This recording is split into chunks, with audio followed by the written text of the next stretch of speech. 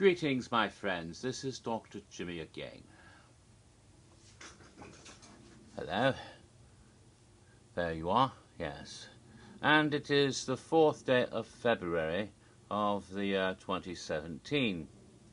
This is the first Saturday of the month. Oh boy, Saturday. What fun. And tonight is the opening night of Mardi Gras at Universal Studios, an annual event that we love very much. There'll be parades. I think it's the theme is Fantastic Beasts and Where to Party with Them, something like that. And should be lots of fun. I expect to be going several times this year to the Mardi Gras. It's not the annual event that I like best at Universal, of course. We know what that is. But Mardi Gras is fun too. This year they're going to do it every single night. They won't, not just the nights they have the musical performances, but every single night for 50 damn nights, going through the entire Lenten period into Easter and afterwards, which makes no sense religiously. But Mardi Gras is supposed to be before Lent and ending on the Tuesday, Fat Tuesday, and then you have Ash Wednesday, and you spend all that time fasting. Not supposed to be partying, but that's not the way they do it at Universal. They say, screw Lent, we're just going to party and keep partying. So there we go. Oh, anyway, T-shirt to show off today before we get into things, and it's this one. Oh, look at that. Halloween Horror Nights, and it's got a picture of the pumpkin head character, the sort of pumpkin head scarecrow with a chainsaw like the ones we saw last year at Horror Nights 26. Actually, the Pumpkinhead character has been there many times over the years.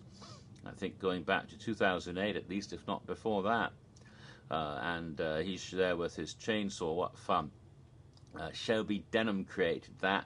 She makes wonderful designs in T-shirts. I highly recommend them. You can find them at Spreadshirt. Shout out to her. She does a very good job. So this is my first new Horror Night T-shirt of the year, actually. And that brings my collection up to 85 Horror Nights T-shirts. I've got a friend who has hundreds of them. That's Charles Bremer. He's quite proud of his massive collection of Horror Night shirts. I'm not going to try to compete with that, but I like this one. It's rather fun, so I'll be wearing it today. Now, before we get into Halloween Horror Nights 24, though, which is history, let's take a look into the future and Halloween Horror Nights this year in Orlando and in Hollywood, because we've had some more interesting clues. Yes, the clues are coming so early. John Murdy has actually given out 3 code names already in Hollywood, and as I've pointed out, sometimes things are shared between parks, especially intellectual property. And according to Murdy, all of the mazes, like last year, all the mazes will once again be intellectual properties, most likely television programs and motion pictures. Lemonade, we had thought might refer to American Horror Story, but turns out it can't be, because he said that Lemonade is something the filmmaker had said to him about the property. That using the word filmmaker does pretty much give away it's a film. What film? Obviously one of the directors, somebody that knows Murdy enough to be talking to him. So that's very, very interesting. Why Lemonade? What could that be? Don't know, but there's been one theory that it might be Hellraiser. This is based on the fact that in one of his earlier tweets he said that he'd had all these post-it notes for the maze, and the word post-it note was capitalized P-I-N, post-it notes, and people thought pinhead, maybe, but he's done that before with other mazes talking about post-it notes, so it might just be he always capitalizes post-it notes because it's, after all, an actual trademark name. So maybe it isn't Hellraiser, maybe not, I don't know, but I think that's one that might be coming, because it's one they haven't used recently, and it's a very possible to fit in with the trend of doing vintage horror, after all, which seems to be a trend nowadays. And going back to Hellraiser might be very interesting, and he has worked with Clive Barker in the past. But, and I must warn you, don't think it's going to be Hellraiser too much, though, because I believe the rights to that are all wrapped up in the Weinstein Company, and the Weinsteins are hard to work with. Remember the whole Scream debacle? So, yeah, maybe, but I'm not going to hold my breath on that being Hellraiser. But that's one thing that's been speculated.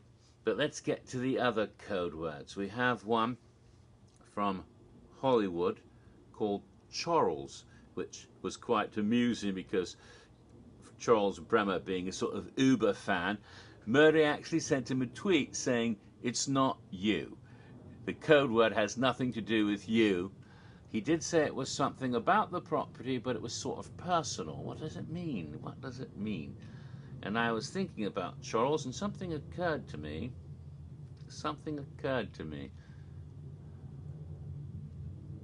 And I thought, this is a rather long shot. Stephen King has said for many years he does not ever want any of his books being adapted into haunted houses at theme parks or any other haunted attractions. He doesn't like that idea, but they've been working on him. I know they've met with him many times to try to get him to relinquish some of his properties. But there's a possibility that intrigues me. You see, a film based on a Stephen King work may not have, the rights to the film are not necessarily controlled by King himself, but rather by the filmmakers and the production companies, especially his earlier works. After all, when he first started out, he wasn't the powerful writer that he is today. So some of his earlier books and some of the film contracts he might have signed when he was young, those rights might have all gone over to the and especially The Shining, because Stanley Kubrick, a very powerful filmmaker, made The Shining, and Warner Brothers would probably still have the rights of the Kubrick estate more than King himself, although he still has the rights to the novel. So you can't adapt the novel directly, but could you adapt a film, especially a film like that from 1980, when he didn't have so much power in the contract he would have signed all those years ago? And it made me wonder if maybe Charles might be the film version of The Shining, which was used once before, unofficially, but very clearly The Shining, in a haunted house in Orlando in 1998. And I wondered about that. Charles might be a sort of Murdy type clue, because Murdy's clues are not obvious. They're not obvious. They're always carny, as he puts it. And Charles just happens to be the name of the next king. When Queen Elizabeth finally passes, the Prince of Wales, Charles, will become the King of England, Charles III. So, if he's the next king, then perhaps this might be a clue to Stephen King, King Charles. But there's another thing about that. There's another thing about Charles that points directly to the film version of The Shining. What's that? Well, if you ever see that film, there's all sorts of weird little inconsistencies, continuity errors, which have to be deliberate, because Kubrick was a meticulous filmmaker, more meticulous than any in recent years, and he didn't make these kind of mistakes. And there's people on the set, whose whole job is to make sure everything is just right. But there's things in the movie that are jarring if you go back and watch over and over again. When you see it for the first time, these will go right over your head and you won't even realize it. But there's weird things. Furniture that's not in the same place it's supposed to be in the previous shot. There's a great frickin' sculpture in the middle of the lobby of the Overlook Hotel, a big sort of driftwood thing, I don't know. And it's there when Jack is throwing a tennis ball against the wall. And then later in the movie, it's not there at all. It just disappears. No explanation. If you watch carefully, you see things are weird. His typewriter changes colour from a sort of light beige to a darker colour. And then the little big wheel that Danny rides around on. In the beginning of the movie, when they're bringing it into the hotel, it's blue and white. Later on, it's blue and red when he's riding it. There's all sorts of weird shit like that, you know. There's places that cannot exist. There's in the Ullman's office, there's a window, and then in the movie it clearly shows, if you pay close attention and map out the hotel, you realise there's no exterior wall to Ullman's office. There cannot be a window in that room. Well, it's stuff like that, stuff that you wouldn't catch consciously, but you'd catch it subconsciously.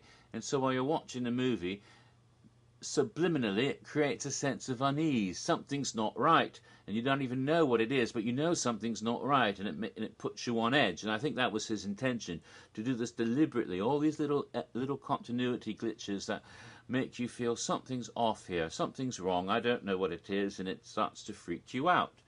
I think he did it deliberately. And one of these things is the character of Grady. Remember Grady? He's the father of those creepy little twins, remember? Come play with us, Danny, forever and ever. Remember the little twins? Yes, they're wonderful. Grady was the previous caretaker who killed his family, just like Jack is apparently going to do this time. And when Jack meets Delbert in the men's room, remember the famous scene, he's all dressed like a butler, and he says, "Oh, he's Mr. Grady," and he's got his and he tells, and Jack says, "Oh, I know, you're the caretaker." He says, "No, you're the caretaker. You've always been the caretaker." Ooh, creepy. But he introduced himself as Delbert Grady, which is the name of the character in Stephen King's novel, Delbert Grady. But if you were paying very close attention to the movie, this might give you a weird feeling. That doesn't sound right, because when the beginning of the movie, when we see Jack in the office with Stuart Oman interviewing him he mentions Grady and calls him Charles Grady. So there's a discrepancy in the name in the movie, and the Charles is never used in the novel. So the name Charles could point directly to the film and not to the novel at all. Ooh. So that's another reason why I think Charles could be The Shining, for those reasons. And that also points out to the one code word we have in Orlando, the one single code word Mike Aiello told us about, a haunted house in Orlando that will be codenamed Checkmate. Checkmate. Well, the first thing you might think of is Saw, you know, game over. But there's something else to that. Checkmate's what you say at the end of a game of chess when you take the king. When you finally win and take the king. And they've wanted to do Stephen King for years. And if they finally got Stephen King, they're finally able to do a Stephen King house, that would be Checkmate. So it could be The Shining in both parks. That's my current theory. It might not be at all, but that's what I'm thinking. And then we have a new code word right after that from Murdy, writer's block. And he even had a photo of not a typewriter, it was actually a keyboard for a computer, and a great big piece of wood with writer's block written on it, claiming his wife had given him that for his birthday. And he says that, oh, he's had some writer's block, and he's been typing so much he's worn out the M and the N key on the keyboard, and people were thinking, oh, Shining, it's got to be The Shining, except I think Shining is Charles. So then what is writer's block? What could that be? Well, when he started on the third maze, he said the never-ending cycle of horror continues. And I couldn't help but think, is Murdy having us on with some really bad puns and red herring us with The Shining for this one? Because writer's block. I was out walking one morning and it suddenly clicked. Robert Block. The writer's name is Block. Writer's block, literally. In other words, what did Robert Block write? Oh yeah, a little novel called Psycho, the never-ending cycle of horror. Another bad pun. Is it going to be a psycho house, psycho maze in Hollywood? Well, they've done that so many times, and this is going to be a really long maze from the number of pages. So what could it be? I think it might be Norman Bates coming back. And we've all taken the bait for his red herring, but it's not. I don't think based on the film cycle or the sequels, but rather on the television program Bates Motel. That's been going on for several seasons now. They haven't touched it at Horror Nights, even though it's a Universal property. And it's in its final season now, I think. And so it would be perfect then to finally get to Bates Motel this year. So I think that might be what writer's block is. Then, of course, Murdy's been talking a bit about the fourth maze he's currently working on, but he hasn't given us a code word yet. But has he thrown us a clue anyway? In one of the tweets, he talks about horror never sleeps. If that's a clue, first thing you think of is, oh, Freddy Krueger. But then it occurred to me, there's a film coming out this year, a new sequel to The Ring. Rings, huh? And what did little Aiden say about Samara? She never sleeps. Could we be seeing that this year? Could we have a ring-based maze as well? Again, this is all speculation. These are guesses on my part, not based on any real knowledge at all. I have no idea if they've gotten the contract with Stephen King at last. I don't know if they're doing The Shining or Bates Motel or Hellraiser or The Ring. Just ideas, trying to decipher these code names. Those are my current guesses, and they may be totally wrong. But indeed, we do know all of the mazes in Hollywood are intellectual properties. And we know last year we shared them with Orlando. And therefore, Checkmate could be the same as one of them's in Hollywood. And it might be something like the properties I just mentioned. He also said no direct repeats from the previous year. Therefore, they're not going to do the same maze over, but they might do a sequel. They might do a different version of similar characters. Murdy's always carny when he says that. No direct repeats, but that doesn't mean not necessarily a repeat in a different way. Like Halloween last year was not a direct repeat, but it did take the characters into a new scenario. So we might see something like that this year also. But again, that's all wild speculations. Well, I've gotten on more than halfway through the video, and I haven't got to Horror Nights 24, which is what it's supposed to be about. This is supposed to be my 7th video in my series on the history of Universal Orlando Halloween Horror Nights 24, which was held, of course, at Universal Studios Orlando, Florida, and Orlando Resort in the year 2014.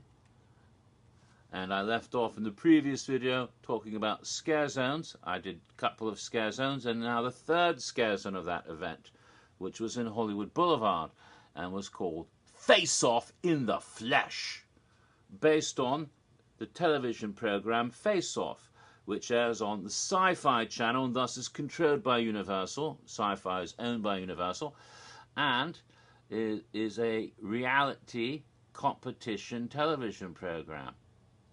And that makes it quite strange, because that's not something they do very often. In fact, they only did it once before. In fact, when I first heard about this, there was quite a bit of trepidation on my part. You know, history of Horror Nights, we have IPs, intellectual properties, going back to the very beginnings. Motion pictures, especially Universal Classic Monsters, were there from day one in Hollywood in 1986. And haunted houses, well, the first IP haunted house could be People Under the Stairs, I'm sure, in 92. And they've had all sorts to the television programs. I think the first time they did a television program was Tales from the Crypt for the haunted house, the Crypt Keeper's Dungeon of Terror. And what year was that? 95, yes, in Orlando. Up to recent years, of course, we've had American Horror Story, Walking Dead. So we've had all sorts of IPs. We've even had some weird IPs, video games, rock and roll performance. Oh, by the way, Murdy said there's not going to be any mazes in Hollywood based on musical acts. So no Alice Cooper, no Marilyn Manson, nothing like that this year. Maybe sometime in the future, but not this year, apparently. At least not yet.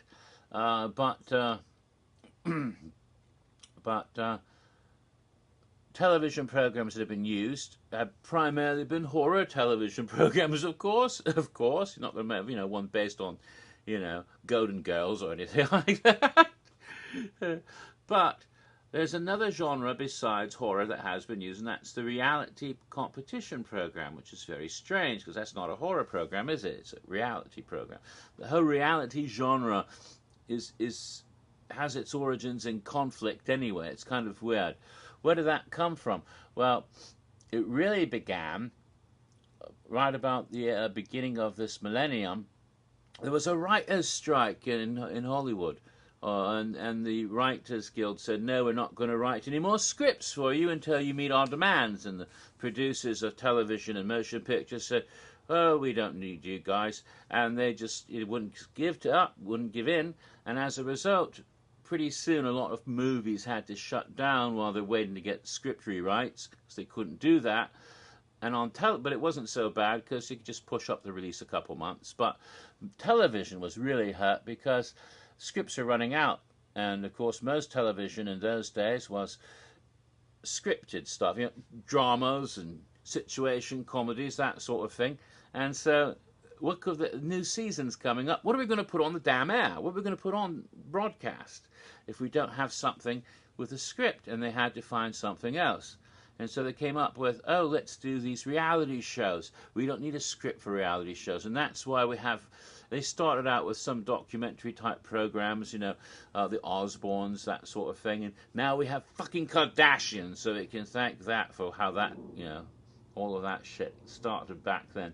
But also they did these competition shows like Big Brother and Survivor and American Idol and So You Think You Can Dance. All of these things started in those days. And some of them didn't do so well. Some of these programs are still on the air. American Idol's gone, but some of them have been continuing for years and years and years. How many frickin' seasons of Big Brother and Survivor and all of these do we still have? And, it's been 20 fucking years for some of them, and or nearly. And it's like, gosh, how many, but some of them have fallen by the wayside. Remember The Mole? Anybody remember them all? You have to be old, I guess, to remember them all. Anderson Cooper hosted that. Anderson Cooper is now, on CNN, but he started out with a reality competition show called The Mole. Yeah, and some of them didn't last very long. And, oh, God, of course, we see the impact of reality television every day. When a host of a reality television competition program is now the frickin' President of the United States. God help us. But let's not get too political. Someday I may start doing political rant videos because every time I turn on the television I start shouting. It might be entertaining to videotape some of that. I don't know. But getting back to it. One show that didn't lasted for a couple seasons and was popular for a while but eventually got cancelled was called Fear Factor. Remember that one? You should. It was also at Universal, NBC, and inspired an attraction that's still there. You can still see the Fear Factor show at Universal Studios Florida, even though the TV program's been gone for years. You think it's about time to put something else in that auditorium, a different show in the Fear Factor auditorium. It was once the Wild West Stunt Show. They should put something else in there now to replace Fear Factor. It's been too long. But when in the height of the program, back I think it was 2002, wasn't it? When they first went to the islands, they had a Fear Factor haunted house, and it sucked. It was probably one of the worst houses in history. There's a few others that are pretty bad, Disorientorium and Blood Ruins, and some others I can think of I didn't like very much. But gosh, Fear Factor is probably my least favorite house in all 26 years that I've attended this event. And it's like, so I had a lot of trepidation. The last time they touched this particular type of programming, it didn't turn out very well. So what are they going to do with a scare zone based on Face Off? Ooh, ooh. Is it going to work? Is it going to suck like Fear Factor did? Kind of worried me. Well, I needn't have worried because they knew exactly what they were doing. They would make the scare zone similar to one of the most favourite scare zones at Universal Orlando in recent years before that. In 2011, they had a lovely little scare zone there on Hollywood Boulevard called 7. And it was a bit of a photo op thing. You have these set stages and fascinating characters, and they would change over the night. And so people would be, and they'd do the great distraction scare, because while you're, ooh, look at that interesting character up on that stage, and you're getting your photo, all of a sudden the sinister scare zone characters lurking in the streets would come up and get you. Yeah, so it worked really well. It was quite effective and very popular. So that's a good idea. Let's do the same concept. So they had little sets set up around the entire Hollywood Boulevard for these different characters. And what they did was they had some of the actual people who competed on Face Off. And if you're not familiar, it's on Sci-Fi. It's one of those reality elimination competition shows, like Top Chef, America's Next Top Model. What's the other one? The one with the fashion Project Runway. So you have the judges, and every week, the number of competitors decrease. They all want to break into this field, whether they're going to be a fashion designer or a celebrity chef or whatever. And every week they eliminate one. There's usually some clever thing like take your knives and go, or as on Apprentice, you're fired. God. Trump. Anyway, you've got all of that, whatever it is, get the fuck off my stage, whatever. They never actually said that, but that's basically what they're saying, to the people as they eliminate each one. Eventually get down to 2, and then you have one guy win, and he gets some kind of a reward that's usually cash prize, but it also might be an opportunity to go into that particular line of work, whether it's fashion design or cooking or special effect makeup, which is what Face Off is about. So we have these guys who are competing, who want to become makeup designers for horror movies or fantasy or science fiction movies. So you have costumes and makeups from various genres, right? So there's a little bit of horror sometimes, but more science fiction, because after all, it's on the bloody Sci-Fi Channel, isn't it? Right. So they've got this, and they actually had some of the makeup people who'd been competing on the show come to Orlando and recreate some of the best costumes and makeups from the program, and these people would be on the sets, the little set stages. One was like a pirate ship, and one was like a creepy temple, and one was like a gothic archway, and there were different characters throughout the evening on each one of these sets. There'd be 2 casts, and so you'd have, for example, a pirate captain sort of with barnacles on his flesh on the ship, and then another point in the evening you'd find a sort of living figurehead character made of wood. There was sort of a minotaur, with the horns and many eyeballs, a mythological beast, big muscular guy, and there was a different sort of creature there at a different time in the evening. There's a pumpkin-headed woman in one of the sets, and then there was a sort of